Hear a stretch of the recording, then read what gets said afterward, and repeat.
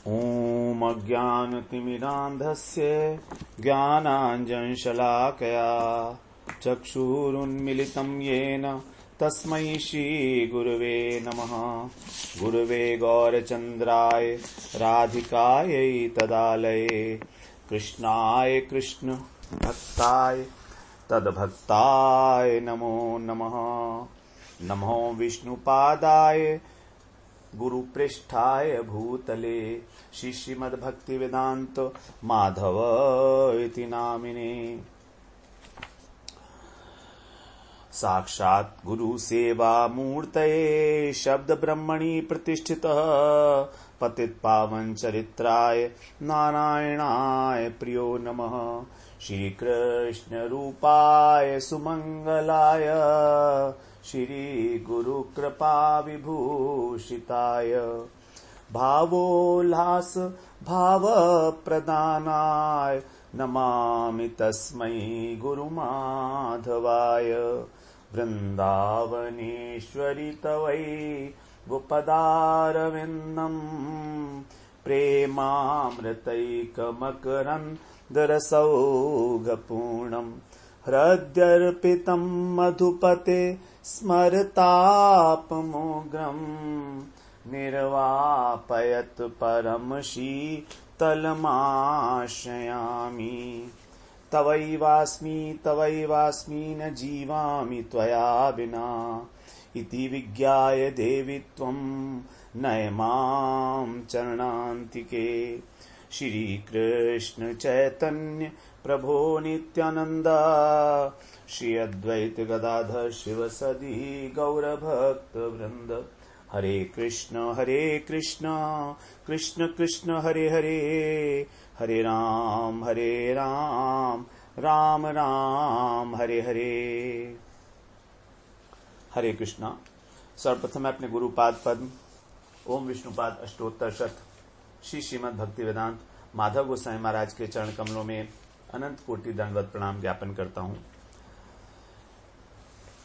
हम लोग बिलमंगल ठाकुर मुखोद्गीर्ण श्री कृष्ण कर्णामृतम ग्रंथ का श्रवण कर रहे हैं। इसमें हमारा चौथा प्रकरण है। इस पूर्ति के अंदर किस प्रकार बिलमंगल ठाकुर जो है दर्शन के लिए प्रार्थना कर रहे हैं। 23वें श्लोक से हमारा ये प्रकरण आरंभ हुआ है। 33 श्लोक हैं इस प्रकरण में, 55वें श्लोक तक चलेगा। सबसे बड़ा प्रकरण है। तो 23वें श्लोक में हम लोगों ने श्रवण किया कि किस प्रकार भगवान की जो वेणुनाद है, मुरली का जो नाद है, वो अमृत से परिपूर्ण स्वर लहरियों के द्वारा और अपूर्व स्वर गान इत्यादि का विस्तार करने वाला जो नाद है, और भगवान की जो मधुराकृति है वो सबसे सर्वश्रेष्ठ मधुराकृति। ऐसे बालकृष्ण का मैं अपने नेत्रों से कब दर्शन करूंगा। तो हम लोगों ने यहां श्रवण किया था बालकृष्ण का मतलब यहां पर बाल्यावस्था के कृष्ण नहीं है। यहां बाल शब्द भी किशोर का ही वाचक है। बाल कहने से केवल उनकी अबोधता, उनकी सरलता, उनकी निष्कपटता, उनकी निर्भरता, ये सब जो है सूचित किया गया है। जैसे एक बालक अत्यंत अबोध होता है, कृष्ण उसी प्रकार से और अधीन होता है अपनी माता के, उसी प्रकार से यहां पर भी कृष्ण जो है राधा रानी के अधीन है। तो सब प्रकार से निर्भर है वो, क्योंकि प्रेम के वशीभूत हैं, ब्रज वासियों के प्रेम के वशीभूत हैं। इसीलिए यहां पर जो है बाल शब्द का प्रयोग किया गया है। अब हम लोग 24वें श्लोक में प्रवेश करते हैं। यहां पर भी इसी प्रकार की प्रार्थना है कि भगवान जो है कब मेरे नेत्रों को सफल करेंगे, शीतल करेंगे अपना दर्शन देकर। कह रहे हैं शिशिरी कुरुते कदा नुनः शिखिपीच्छाभरणः शिशुर्दृशो युगलं विगलन मधुद्रवस्मित मुद्रा मृदुना मुखेन्दुना। शिशिर कुरुते कदा नुनः, नौह माने हमारे नेत्रों को, जो हमारे नेत्र युगल हैं उनको कब भगवान शिशिर कुरुते, शिशिर माने शीतल करना, शिशिर का अर्थ होता है सर्दी, ठंड लगना, तो शीतल करना। तो कब हमारे नेत्र युगल को वो शीतल करेंगे। कृष्ण, किशोर कृष्ण हमको दर्शन देकर, जो कैसे हैं, जिनके मुख चंद्र से, मुखेंदु अर्थात मुख रूपी चंद्र से जिनके, और स्मित मुद्रा मृदुना, मृदुल हास्य कि मधु द्रव, मधुधारा विगलन स्रवित होती रहती है।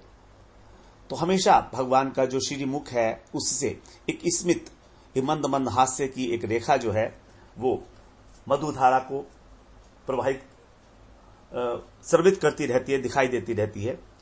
और जिनके सिर के ऊपर शिखी पिच्छाभरण, शिखी मूरपंख जो है उसका आभरण है, अलंकार है, वही जो किशोर कृष्ण हैं वो हमको शिशुर दृशो, उनको हम कब देखेंगे, कृष्ण दर्शन देकर हमारे नेत्रों को सुशीतल कब करेंगे, ऐसे कृष्ण।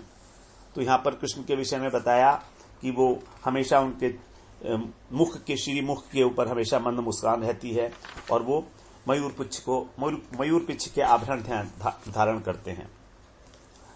मयूर पिच्छ जो है भगवान की किशोरता का, भगवान के अलहड़पन का द्योतक है, क्योंकि केवल इस ब्रजेंद्र नंदन श्याम सुंदर ने ही मयूर पिच्छ को धारण किया है और किसी भी भगवत स्वरूप में, अथवा यहां पर नंदनंदन ने भी, जो वसुदेव नंदन द्वारका के हैं, उन्होंने मयूर पिच्छ को धारण नहीं किया।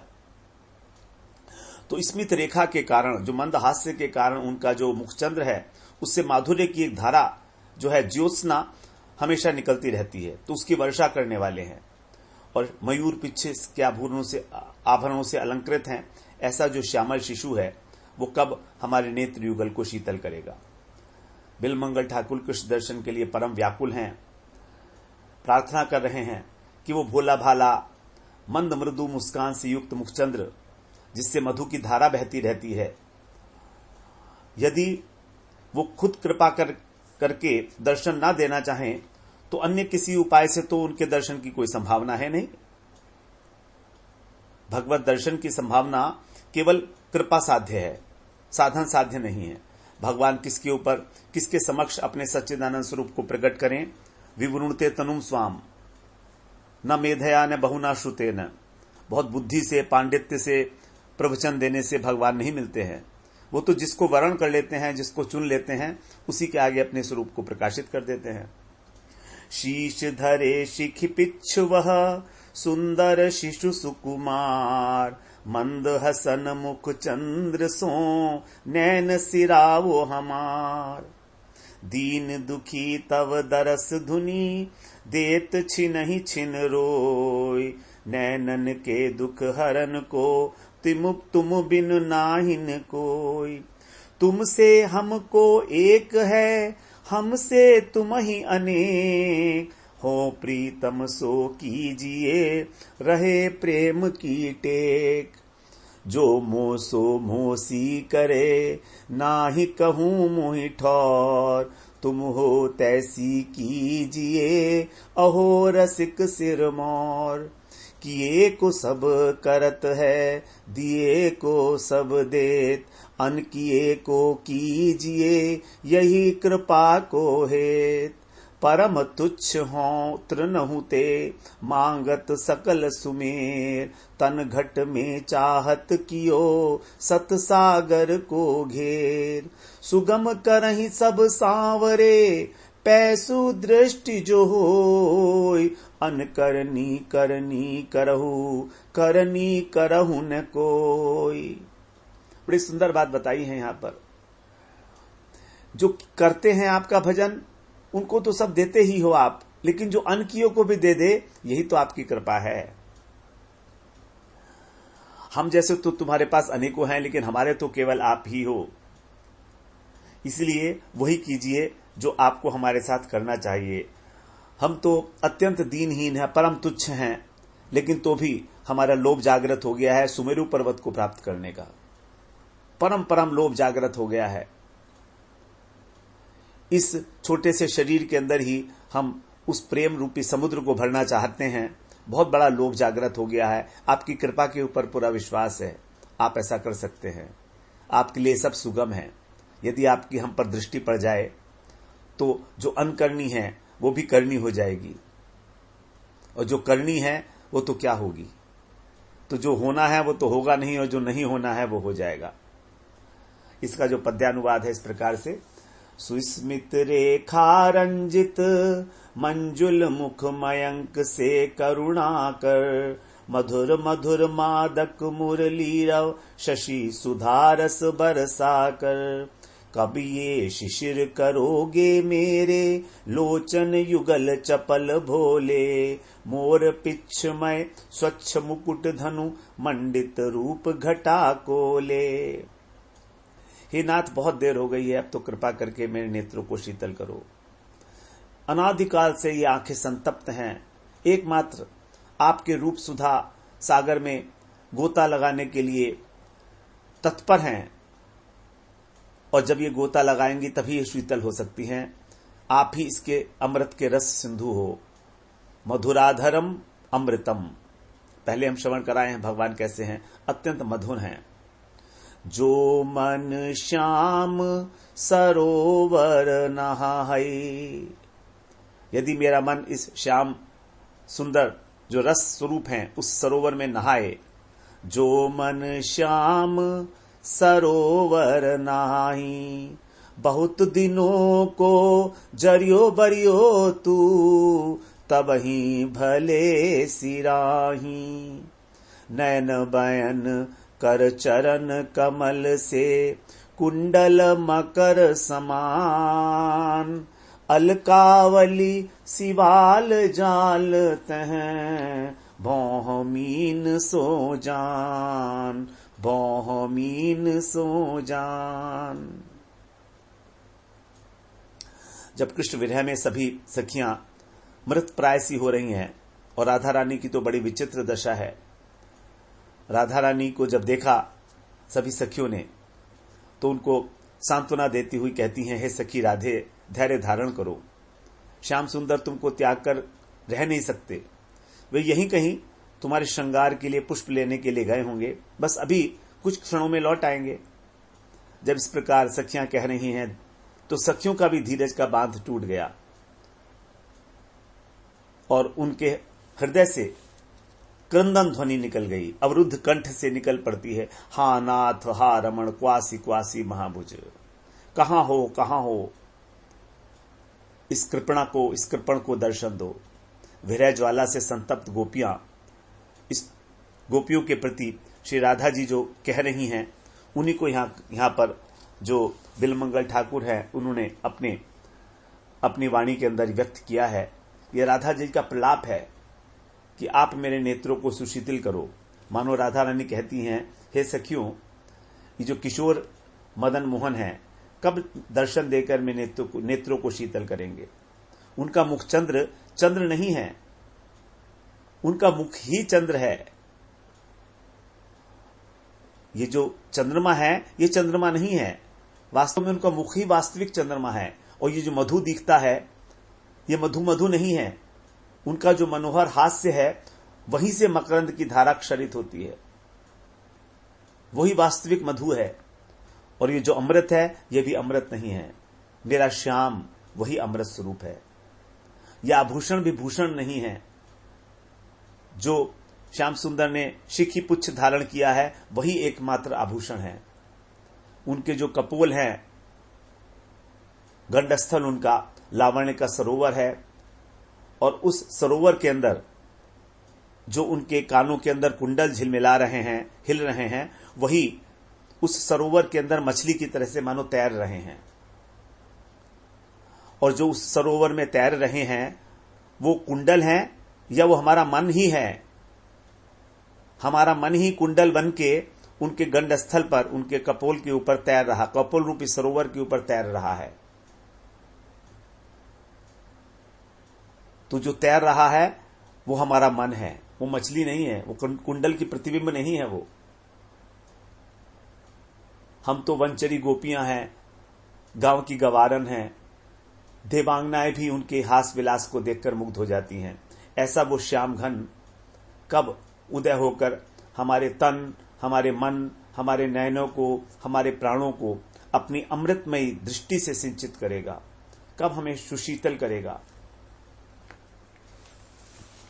राधा जी विरह में अत्यंत संतप्त हैं, क्योंकि कृष्ण उनको भी छोड़कर जो है अंतर्धान हो गए हैं।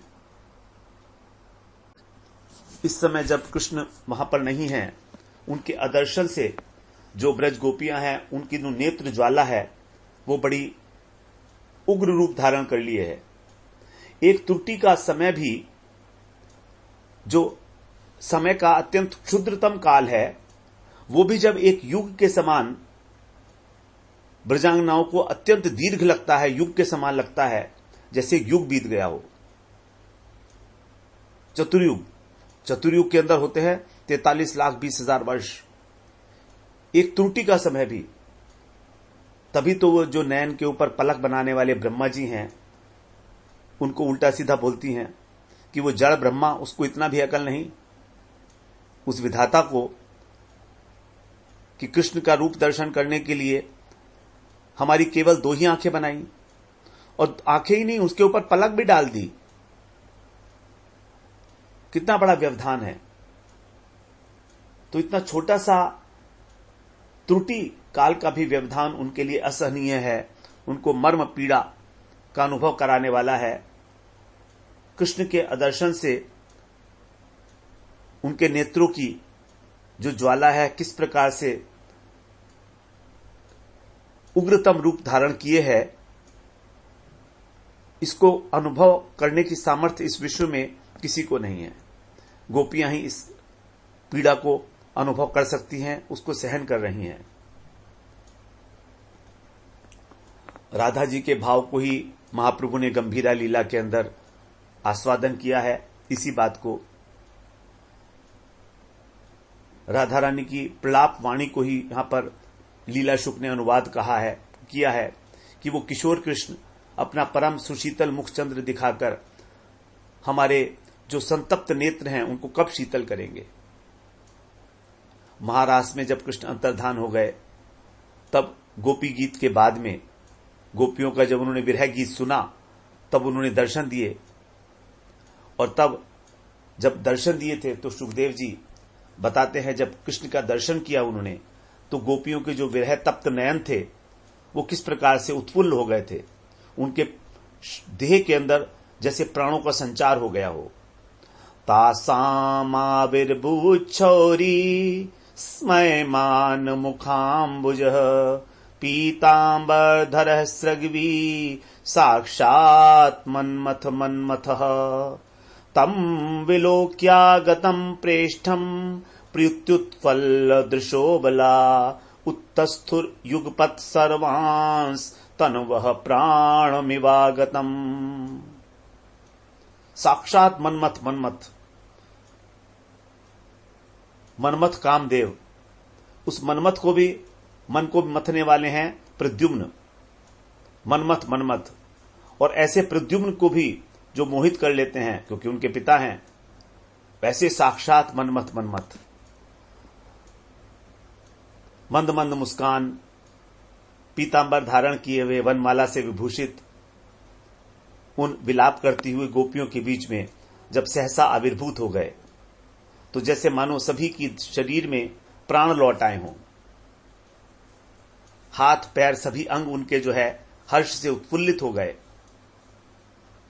जैसे प्राण आ जाते हैं तो इंद्रियों में शक्ति आ जाती है, उसी प्रकार से जैसे ही उन्होंने अपने प्राण प्रिय कृष्ण को आया हुआ देखा, उनके नेत्र जो है उत्फुल्ल हो गए। और सभी उत्तस्थुर युगपत सर्वांश, सभी जो हैं एक साथ उठकर खड़ी हो गई। इनके आदर्शन से, कृष्ण के आदर्शन से उनकी विरह ज्वाला में उनके जो नेत्र थे अत्यंत संतप्त हो चुके थे। हृदय में विशाल विरह की ज्वाला प्रज्वलित हो रही थी, अंग प्रत्यंग व्याकुल हो रहा था। दर्शन मात्र से ही, कृष्ण के दर्शन मात्र से ही उनका इस ज्वाला का अवसान हो गया। उनका क्रंदन रुक जाता है, रोना बंद हो जाता है। जैसे अमृत वर्षण से जो वृक्ष की वल्लरियां हैं, जो लताएं हैं, अगर अमृत का वर्षण हो जाए तो सहसा उनमें मंजरी, फूल और बौर आ जाते हैं। उसी प्रकार से आनंद घन विग्रह श्री कृष्ण के जब दर्शन किए गोपियों ने, विरह ताप से दग्ध ब्रज गोपियों ने, तो उनके हृदय में आनंद की परमानंद की लहरियां जो है तरंगायित होने लगी। मन और प्राण सहसा आनंद से उत्फुल्ल हो गए और वो सब एक साथ युगपत उठकर खड़ी हो गई, उनका स्वागत किए। तो वो किशोर कृष्ण कैसे हैं? यहां पर कह रहे हैं जो शिखी पिच्छ विभूषण मोर पंख का आभूषण धारण किए हुए हैं और उनके मुखचंद्र से हमेशा मृदु हास्य का मानो अमृत निर्झरित हो रहा हो। जो किशोर कृष्ण हैं उनका जो एक असाधारण आभूषण है मोरपिच्छ जूड़ा, जिसमें मुकुट, जिसके अंदर मयूर का पिच्छ लगा हुआ है। ऐसा लगता है मानो नवीन मेघ के अंदर इंद्रधनुष की शोभा हो रही हो, क्योंकि उनका नवीन मेघ के समान नील कलेवर है कृष्ण का, और उसके ऊपर मयूर पिच्छ जो है बिल्कुल इंद्रधनुष की भांति शोभा देता है। बड़ा रमणीय भगवान का स्वरूप है। गोपियां तो उस चूड़ा का दर्शन करके ही गुल शील इत्यादि सबकी मर्यादा को छोड़कर हमेशा हमेशा के लिए उनको आत्मसमर्पण कर देती हैं। मृदु मंद हास्य से की ज्योत्सना से उनका श्री मुखचंद्र झिलमिला रहा है। उस मंद हास्य को देखकर ही गोपियों का हृदय जो है उनके हृदय के अंदर भी आनंद का सिंधु जो है उच्छलित हो उठा। इसी हास्य माधुर्य का वर्णन गोस्वामी पाद इस प्रकार कर रहे हैं, रूप गोस्वामी। प्रपन्न जनता तमः क्षपण शारदेन्दु प्रभा ब्रजाम्बुज विलोचना स्मर समृद्धि सिद्धौषधि विडंबित सुधाम्बुधि प्रबल माधुरी डंबरा विभरतु तव माधव स्मित कदम्ब कांतिर्मुदम। हे माधव, आपकी जो मुस्कान है, मंद मंद मुस्कान, वो कैसी है? कह रहे हैं भक्तों के हृदय का अंधकार नष्ट करने वाली।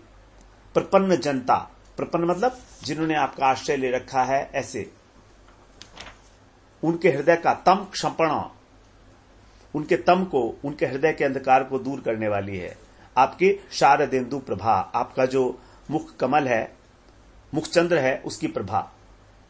और ब्रजाम्बुज विलोचना, और जो ब्रज की रमणियां हैं उनके अंदर स्मर समृद्धि सिद्धौषधि, उसके अनंग को बढ़ाने वाली हैं। उनके हृदय के अंदर स्मर को बढ़ाने वाली हैं, समृद्धिवान करने वाली हैं। जो सुधा सिंधु है, अमृत का जो सागर है, उसके माधुर्य को भी जो विडंबना कर देती हैं, अर्थात अत्यंत तुच्छ कर देती हैं।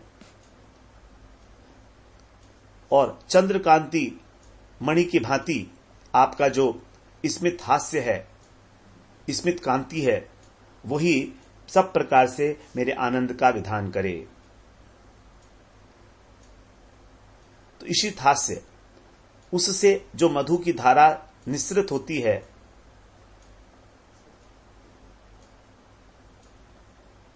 वही गोपियों के हृदय का हरण कर लेती है और उनके हृदय को शीतल करती है।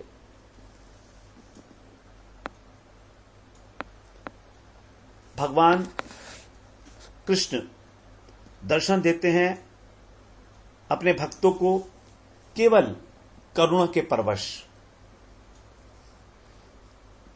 उनके ऊपर किसी प्रकार की कोई बंदिश नहीं है, केवल कृपा ही एकमात्र कारण है भगवत साक्षात्कार का। जैसे चंद्रमा एक प्रकाशवान वस्तु है, उसी प्रकार से श्री कृष्ण का मुखचंद्र जो है, मुख जो है, वो भी चंद्रमा के समान है। यदि वो कृपा करके स्वयं दर्शन नहीं दें तो साधन भजन के बल पर किसी प्रकार कोई भी उनका दर्शन नहीं पा सकता। और जिस प्रकार चंद्रमा से अमृत की एक धारा क्षरित होती है, उसी प्रकार कृष्ण के मुखचंद्र से भी एक अजरस धार, निरंतर रूप और लावण्य की एक धारा जो है वहां से श्रावित होती रहती है। यहां पर शिशु कहा गया, हर जगह बाल और शिशु इन शब्दों का यहां प्रयोग किया गया है। तो शिशु का अर्थ यही है जो सुकुमार है। शिखी पिच्छा भरण है शिशुर दृशो। शिशु का मतलब है अत्यंत सुकुमार है, अत्यंत कोमल है, अत्यंत मृदुल है। अब क्योंकि अत्यंत कोमल है, मृदुल है, इसलिए जब वो दर्शन देंगे तो नेत्रों को शीतल करने की संभावना है निश्चित रूप से। किशोर कृष्ण हैं,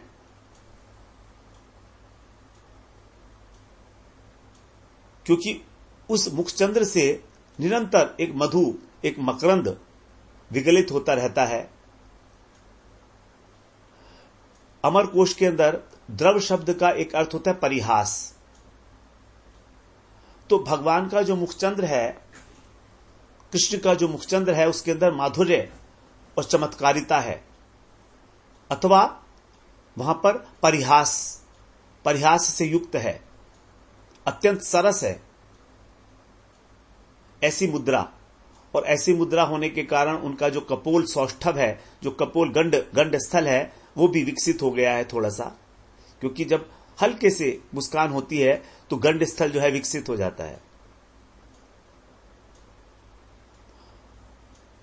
तो इस प्रकार निरंतर उससे एक अत्यंत सरस, अत्यंत स्निग्ध और माधुर्यमय जो लावण्य की धारा है वो निस्सृत हो रही है। वो जो अत्यंत मनोहर बना हुआ मुखचंद्र है, उसके दर्शन से मेरे नयन आप कब शीतल करोगे। इस प्रकार की प्रार्थना की जा रही है बिलमंगल ठाकुर के द्वारा।